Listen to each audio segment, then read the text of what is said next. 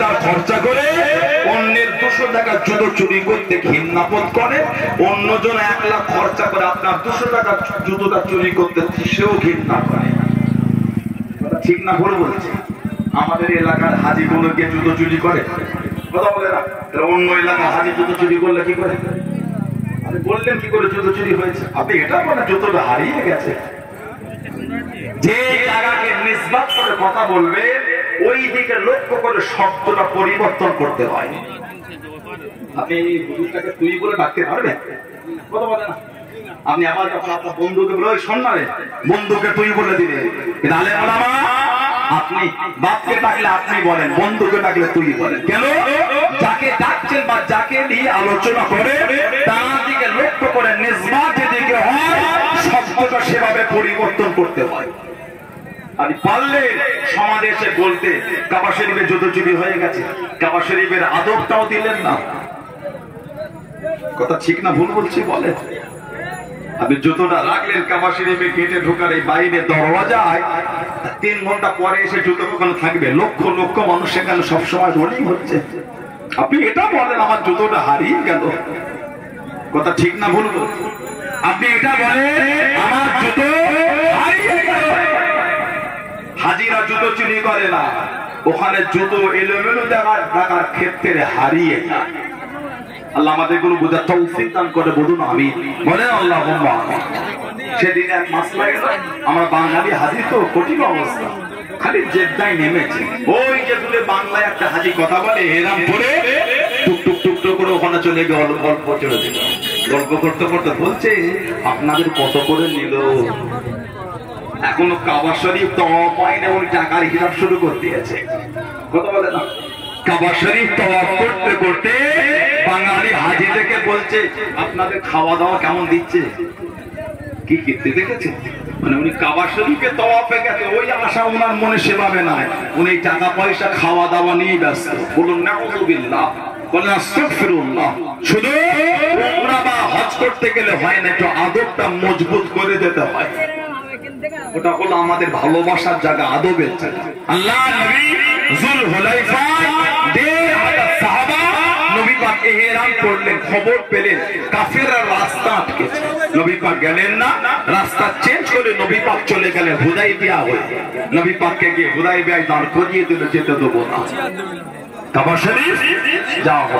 আল্লাহ নবী হযরত উসমান ইবনে আফফান রাদিয়াল্লাহু তাআলাকে ডাকলেন, যিনি ইসলাম জাহানের 3য় খলিফা। আল্লাহ রাসূল বলেছেন উসমান রাফিকি ফিল জান্নাহ, তুমি হলে আমার আল্লাহর জান্নাতের বন্ধু। জোরে বলো না, আলেমকে জোরে বলা গেল না? কে? হযরত উসমান। হুজুর আমার খবর পেয়ে গেলে মক্কা শরীফে খারাপ হয়ে গিয়েছে। খারাপ ভাই আল্লাহ রাসূলের জামাতা হযরত উসমান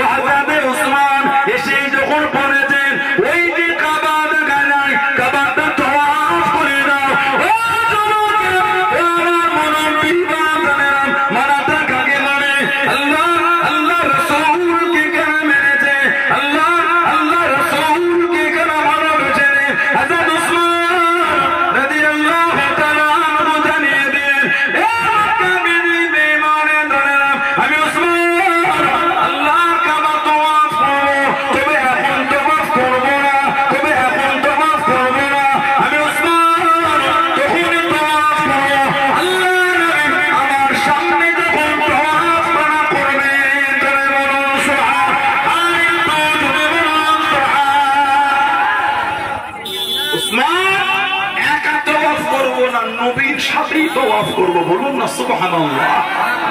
কুরাইশরা বলে এসে তখন পড়েছে, ওই যে দেখা যায় তওয়াফ করে যাও। হুজুর বলতে কাবা দেখলো তওয়াফ করব না। কেন? নবীকে ছাড়া আমি ওসমান কাবা তওয়াফ করব না। আল্লাহ রাসূলের সাথে কাফেরদের চুক্তি হলো 6 হিজরি সুলহ হুদায়বিয়া। যারা একটা চুক্তি ছিল এবছর যাওয়া হবে না, আগামী বছর এসে 3 দিনের বেশি থাকতে পারবেন না। এবছর ফিরে যান, আগামী বছরে আসবে, অস্ত্র একটা করে আনতে পারবেন, খাপের বাইরে বার করতে পারবেন না। যেটাকে ইতিহাসের পাতায় সুলহ হুদায়বিয়া বলা হয় বা হুদায়বিয়ার চুক্তি। আর একটা সন্ধি, আমাদের মধ্যে 10 বছর কোন যুদ্ধ বিগ্রহ অশান্তি হবে না। আর একটা চুক্তি ছিল, মক্কা শরীফের কোন মানুষ মদিনা শরীফে আসলে ওনাকে মদিনা শরীফ থেকে মক্কা শরীফে ফিরিয়ে দিতে হবে। তবে মদিনা শরীফের কোন মানুষ আমাদের মক্কা শরীফে চলে গেলে ওনাকে আমরা মদিনা শরীফে কিন্তু ফেরাবো না। হাজরত উমর রাদিয়াল্লাহু আনহু উঠে চলে যাচ্ছে, হুজুর এই চুক্তিটা মানা যায় না। মক্কা শরীফের মানুষের ফিরিয়ে দেবো, মদিনা শরীফের মানুষ গেলে ফেরাবে না, এটা সমান চুক্তি হলো কি? নবী পাক বলছেন বসো। কেন? আমার নবী তো নিজের থেকে চুক্তি করছেন। ওমা ইয়ানতিকু আনিল হাওয়া ইন হুয়া ইল্লা ওয়াহয়ুন ইউহা। বলুন না সুবহানাল্লাহ। আমার নবী, আল্লাহ পাক বলেছেন আমার নবী নিজের থেকে কিচ্ছু করে না, যেটা আমি আল্লাহ ওহী করি ওটাই আমার হাবিব বলে। জোরে বলুন না সুবহানাল্লাহ। কাফেরদের সাথে চুক্তি হয়ে গেল সুলহ হুদায়বিয়া। এই 2-1 বছরের মধ্যে মক্কা শরীফ থেকে একজন চলে এসেছিলেন, নাম ছিল হযরত আবু বসির রাদিয়াল্লাহু তাআলা আনহু। যাকে মক্কা শরীফে হাতেতে আর পায়েতে শিকল দিয়ে বেঁধে রাখতো। সাহাবাদের জীবনী পড়লে বুক ফেটে যাবে। কিতাব এসেছে যে রাস্তাতে উনি মদিনা শরীফে ঢুকেছেন, রাস্তায় খালি রক্ত টপকেছে। নবী পাকের সাহাবী হযরত আবু বসির রাদিয়াল্লাহু তাআলা, নবীর একটা সাহাবী ছিলেন হযরত মুআবিয়া ইবনে আবু মুআবিয়া লাইসি রাদিয়াল্লাহু তাআলা। জানাজায় খালি 70,000 ফেরেশতা এসেছিল। সুবহানাল্লাহ বললেন না? জানাজায় 70,000 ফেরেশতা। আর একটা অন্য বর্ণনায় 1,40,000 ফেরেশতা ওনার জানাজার নামাজে হাজির হয়েছিলেন। জোরে বলুন না সুবহানাল্লাহ। না, হযরত মুআবিয়া ইবনে আবু মুআবিয়া লাইসি রাদিয়াল্লাহু তাআলা নবী পাক জীবনের শেষ যুদ্ধে গিয়েছিলেন তাবুক, 9 হিজরি। ওটা ছিল আমাদের নবীর জীবনের শেষ যুদ্ধ তাবুক। আল্লাহ রাসূল জীবনে যত যুদ্ধ করেছেন সবথেকে বেশি সাহাবা আমাদের নবী তাবুকে নিয়ে গিয়েছিলেন, 30,000। এত সাহাবা নবী কোন যুদ্ধে নিয়ে যায়। সাহাবাদের এত পানির কষ্ট ছিল, কিতাবে এসেছে উটকে জব করে উটের পেটের মধ্যে একটা জায়গা আছে যেখানে পানি ধরন করে রাখার ক্ষমতা আল্লাহ দিয়েছে। ওইখান থেকে পানি বার করে সাহাবারা পান করেছে। উটকে বলা হয় সফিনাতুস সাহরা। সফিনাতুল মানে জাহাজ। আপনাদের নদী এলাকার মানুষ, ডায়মন্ড নদীর পাশে কাকদ্বীপ এলাকায় বড় বড় নদী সব আপনাদের, ঠিক না ভুল বলছি? বোতমোল্লার বাজার বেড়ে আর হলে তো নদী আপনাদের সব বড় বড় চওড়া চওড়া নদী। সফিনাতুস সাহরা মরুভূমির জাহাজ উটকে বলা হয়। সাধারণত মরুভূমিতে সচরাচর পানি পাওয়া যায় না।